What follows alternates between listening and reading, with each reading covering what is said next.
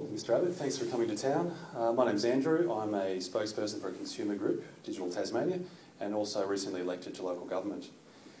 You mentioned in your opening a $50 billion waste that's being undertaken at the moment, and that's of course the national broadband network that you're referring to.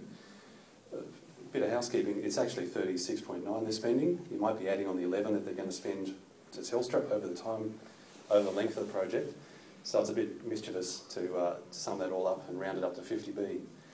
And that's spread out over the life of the project, which is 10 or so years. That comes down to the cost of a warship or a stopgap fighter jet or a helicopter system each year for the time of the project. So it's not that much in the scheme of things. But to the NBN, it's really, you and your ministers have set out to destroy the NBN, correct? It's been supported by much of the community. It was a deciding factor in the last election. And it's really, you say that they're trying to pick technological winners, but industry has picked those winners. Fibre is the best solution. You just can't top it with wireless. You need 26,000 towers around Australia to support that. But the question for you is what are you going to do if you're elected? What are you going to do with the NBN? Are you going to rip it up? Are you going to shut it down? Tasmania needs this technology, and the rest of the country needs it too. We also need another link to Tasmania, and that's been left off the map. And I can explain that to you in detail later on. The NBN really is a massive project for the country, creating employment, but also opportunity for education and healthcare everywhere. That value adds onto the $50 billion that you say that's being spent on it. We need to know what you're going to do with the NBN, and we need to know that policy more than 10 days out from the election, like last time. And we also need to know how your policy meshes with a stated state Liberal policy of supporting the NBN. Thank you.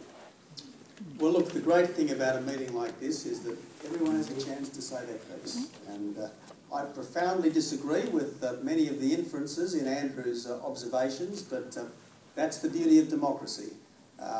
We are open to be challenged.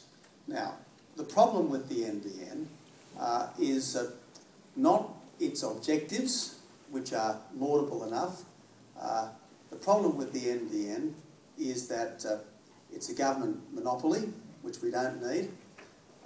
It's too expensive. None of us want to pay more than we have to for anything.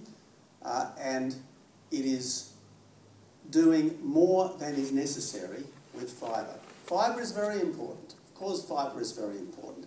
But you do not need fibre to every home to have a decent broadband system. In fact, most of the cost of the NBN is the delivery of fibre in that last few hundred metres to ensure that it goes to 93% of the homes in our country. That is the problem. Government monopoly, unnecessary expense, and insistence on fibre to every home. Now, what are we going to do with it? Well, we are not going to throw good money after bad.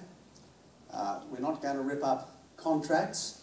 We're certainly not going to tear down infrastructure. So we will accept what we find, should we win government. But we do not certainly intend to continue what we think is unnecessary and too expensive. And we certainly don't guarantee to keep in public ownership something where competition, I think, is generally better at delivering an affordable service. Now, just a couple of points on the NBN here in Tasmania. This marvellous service has so far passed 4,000 houses, and less than 1,000 have taken it up, even at subsidised prices. There's reasons for that that are well documented. You've had your say. I mean, so far, at the current rate, it is passing 5 houses a day in Tasmania. If the schedule is to be met, it has to pass 170 houses a day. Nationally, the NBN has so far gone past about 18,000 houses. They are telling us that it's going to go past almost 1 million by the end of the year. Now, does anyone really believe that this government is capable of doing that. So I am all in favour of faster broadband. I am all in favour of better broadband services, but I think we can do it much better than is currently happening.